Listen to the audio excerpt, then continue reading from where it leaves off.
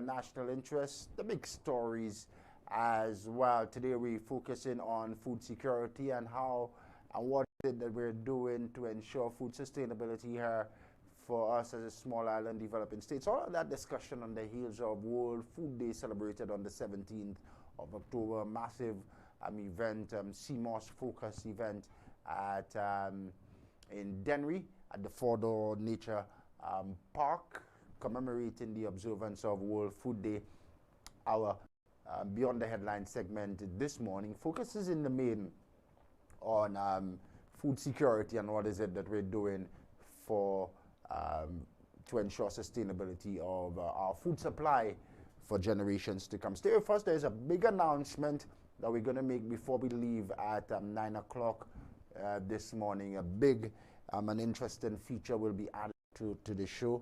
Stay with us for that. You don't want to miss it, and you want to also tell a friend when we tell you, our friends, before we leave at 9 o'clock. We're also going to touch base our weekly link up with Dr. Jimmy Fletcher, who joins us every Tuesday for 2 Cents Tuesdays right here on Good Morning St. Lucia as well. And I have 2 more guests, one of whom is online and will join me shortly on the Flow Video platform. Our WhatsApp platform remains open throughout the length of the program, and you can give us a call or send us a message 5840600, 5840600.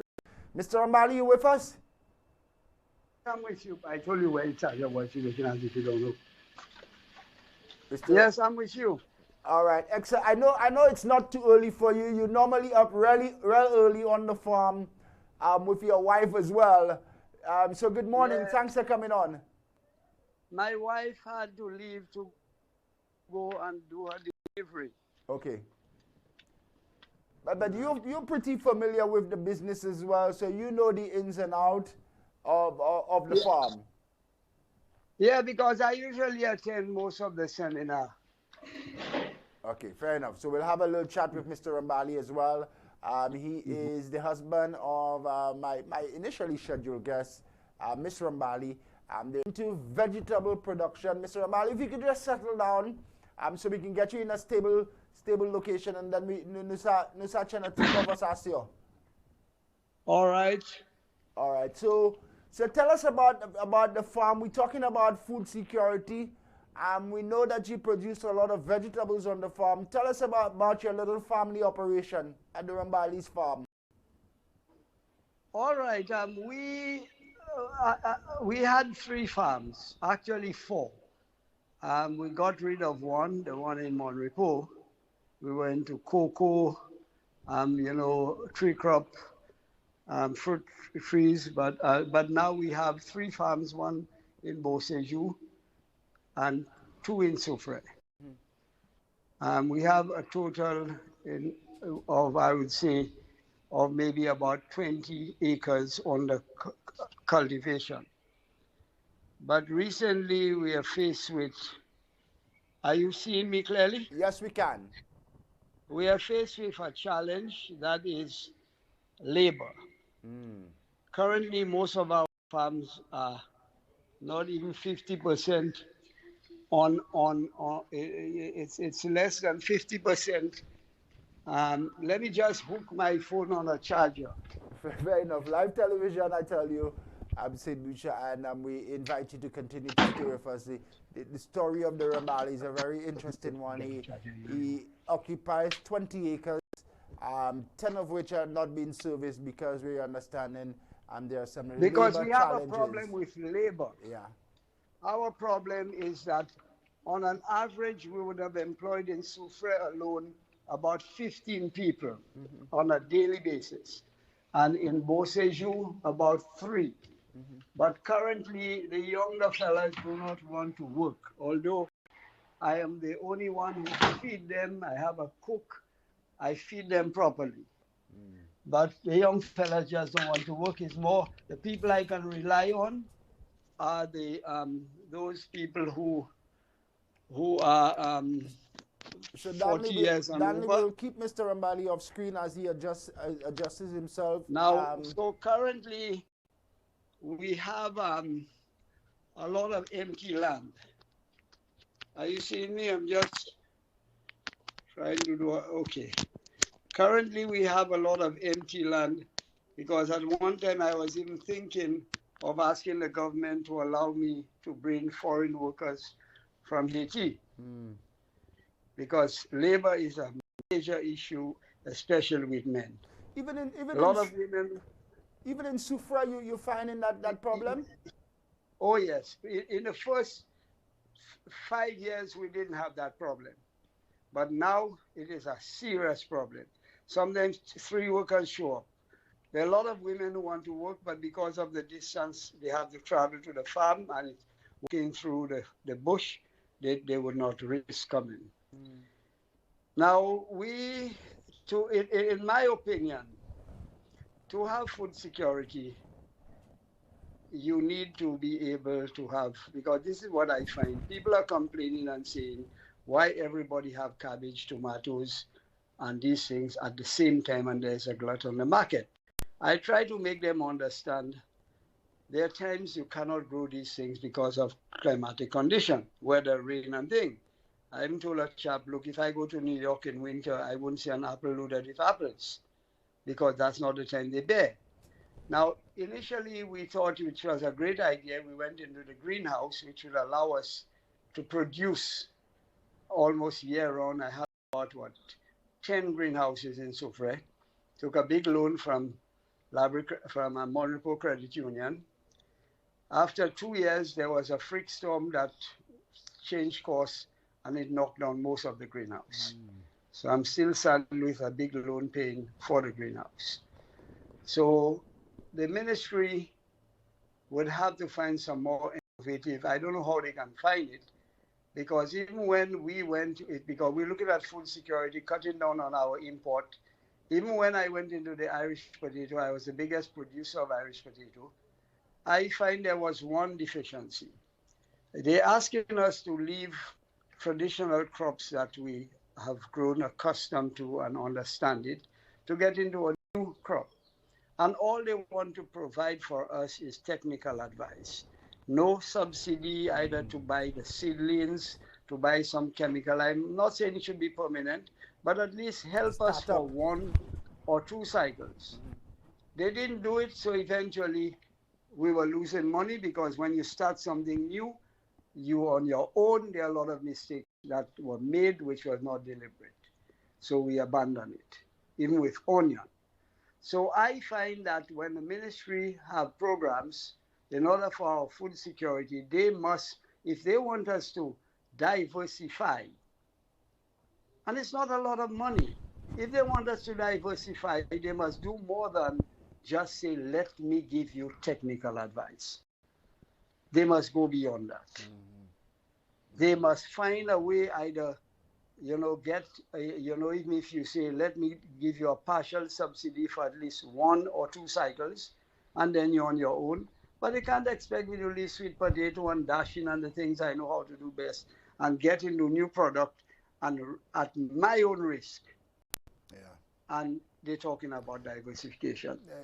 I have a problem with that. You need to have but the relevant... what we need to do, it's unfortunate, I hate to repeat myself, it's unfortunate that in the past, that I don't think it was deliberate. We took all of our prime land, we converted it into flood zone, housing, and all kind of things, and we are on the fringes of the valley, and they ask us, boy, do not cut a tree, do not do this, do not do that.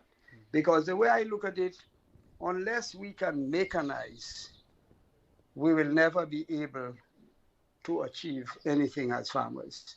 I'm looking at farming, I'll be honest with you, 3 classes of people that farm. You have land, you're not going on it, you're on family land, or you're squatting. You look at a farmer, he'll be 85 years, still carrying a bag and a cutlass, and all he has to show for it is a house, a car, and most times his children never finish school. So we need to have a different, it's not just sometimes the farmers are under pressure. We're not doing this, we're not doing that. But what is being offered to us so that we can feel, boy, look, the ministry is with us. And say technical advice is good, all these seminars are good, but if there is nothing more than just training you and Yeah. not offering you the opportunity you need to move forward, it makes no sense. Yeah, there needs to be a sharing of the risk involved, especially when you're looking at Yes, diversification. I still think all the governments, whether it's this one, the previous one, or Mm-hmm. what, they seem to think the only salvation for the future is the tourism industry. I embrace the tourism industry because we sell a lot to the hotels. Yeah. But I don't know what they expect us to do with farmland. And even now, and this is the area, if we're looking at food security and things, why do they want to convert Maki into a golf course? Why they want to take part of Tumase estate? Look at what happened in Vieux-Fort Beausejour. Once you have water, all that land, bananas is not the only thing that is agriculture. Yeah. And the ministry still seem to be under the impression that bananas, when they talk agriculture, they're talking bananas. And bananas is really a dying industry because we cannot compete. So I think the ministry is under that illusion, or that, I don't know if you see it, that when they talk about anything, it's banana farmer. They cannot get that green goal off the head yet. Yeah. So I would like to see a real effort made in food production, including bananas. I'm not saying abandon bananas, Yeah. but we need to cut down on our import bill, the amount of lettuce, the amount of tomatoes and everything that's being imported. Yeah. And we must understand I suspect, Mr. Rambali, and not to cut you, but we've been talking food security, but we're not matching the talk with the relevant action.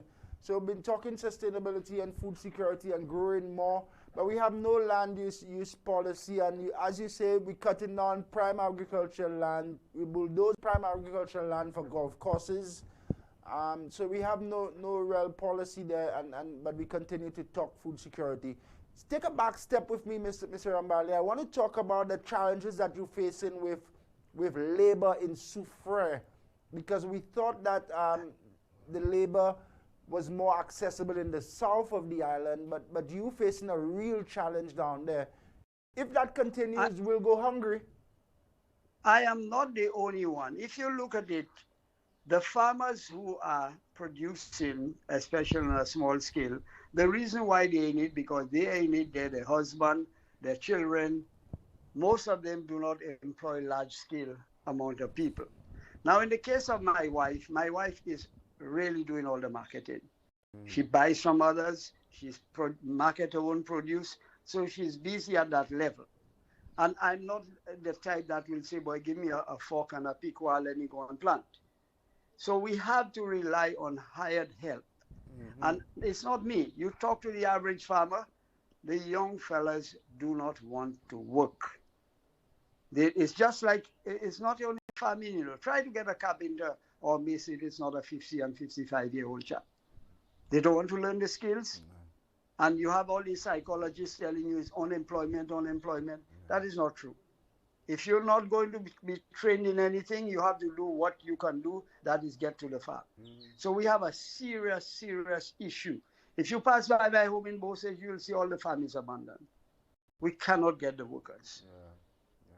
So I do not know how we would resolve that, because it's a serious decision I must take, whether we face down, and because this sort of little, as I say, this tea boutique style of farming will not always work. Yeah. Like a fella have a little acre behind his house, that will never be able to help to significantly lower our import bill. I think the government must look at the areas that we can grow and target certain crops. Yes. Look at the Irish potato. If you talk to Massey, they import, 2 or 3 40-foot containers of that thing every month or more. And say, what is the government doing? They start a project which the Canadians started and it's all abandoned. So what are we doing about it?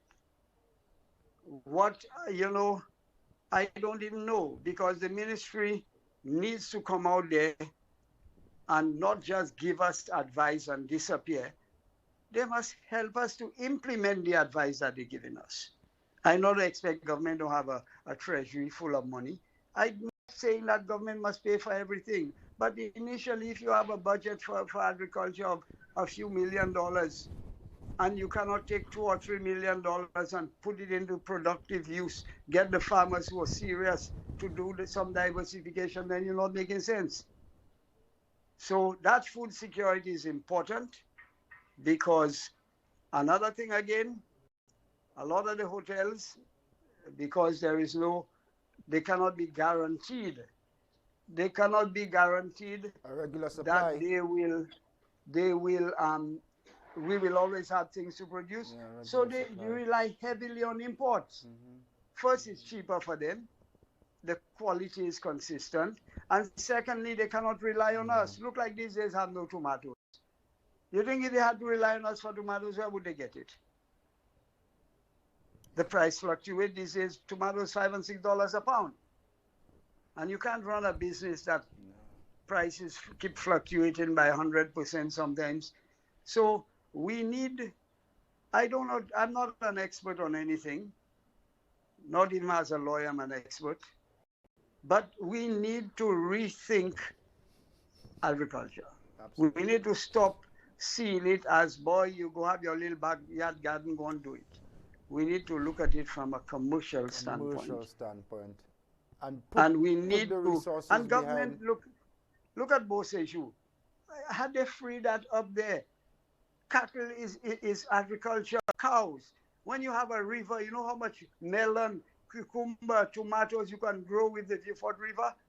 What they did, they take it to display horses. I'm not talking politics, you know. Yeah. Because I really have no loyalty to politicians. But I am saying the strategy that is currently being used by the Ministry of Agriculture need to be revised. They need to look at things. There's that idea of, boy, I'm coming to your farm to see if your tomatoes bearing, and then they leave, oh boy, puts a little phosphate. This is not what. We need to expand our base, our agricultural base, get into more things. Look at the cocoa thing. They start with a bang and it dies out. This is the problem with it. It starts and there's no follow-up. I would certainly like to plant a crop that I know that the merchants will buy, because they have to import a lot of it. How much dashing we can consume? How much green figs we can consume locally? A minimum. Yeah. So I want to tell the ministry, the expert, diversification should not be a thing that you just spit out. There should be a solid policy. If you're targeting 3 or 4 or 5 or 6 crops, cash crops, yeah. Let me put my mouth behind let me put my money where my mouth is. You don't give it to any farmer. Don't give it to farmers with political affiliation who will just want it and waste it. It's just like at one time they were giving greenhouses. They give it to people. I see some greenhouses in Babolo, it's used to park vehicles. Because these are not genuine farmers. Yeah. We need to be realistic about these things. Yep. Absolutely. And the ministry need to take a new approach. And it starts, you're correct, it starts with the policy and proper leadership direction. So Mr. Mbali, I really hope that the relevant authorities listen to what you've said. Tremendous value in what you said. We made no mistake when we missed your wife and we brought you on. You substituted for her with due honor and distinction, sir. So thank you. Okay, thank you. Just like one last word. I'm looking at the fishing industry. I'm a certified fisherman and certified keeper. Nothing has changed in the fishing industry except the fisherman goes there safer, quicker, come with less fish at a greater cost. What effort is being made? We will never succeed with a little canoe or 75 horsepower going and look for 2 birds that flying or a piece of wood that floating. Yeah. You're looking for the expensive fish is under the water. Exactly. That is not what we need. Look at Barbados has the 4th biggest fishing fleet in the world per capita. Grenada is doing well in its deep sea fishing and long. We are not going to do anything with fisheries if we just looking, boy, buy a boat. We'll give you duty-free concession on a 75 horsepower. We're not going to go anywhere. And then we go out chasing vol. Yeah, they're looking for a bois or 2 birds flying, and they ain't getting. And any business you have, when you come back, sometimes 100% of your catch is for gas.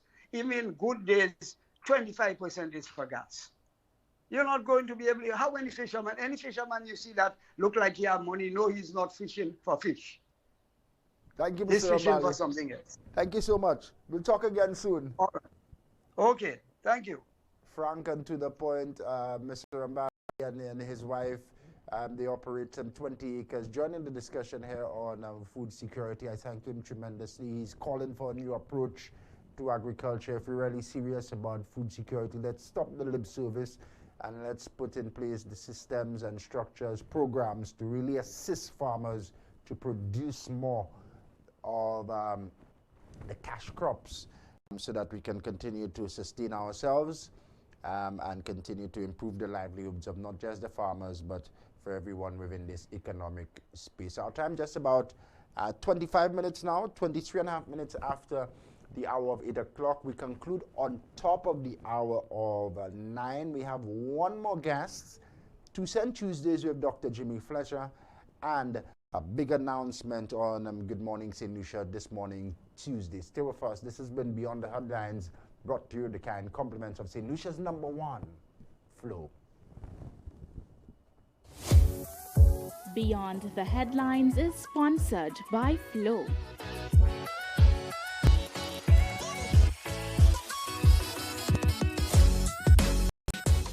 Why pay full price for your mobile when you can pay half? Just bundle your home internet and mobile services with Flow and save 50% on your mobile bill. That's money in your pockets every month. Plus now you get free YouTube and WhatsApp data. And you can share your plan with up to 3 other numbers. Upgrade now and get a free smartphone. And keep your number. Learn more at discoverflow.co.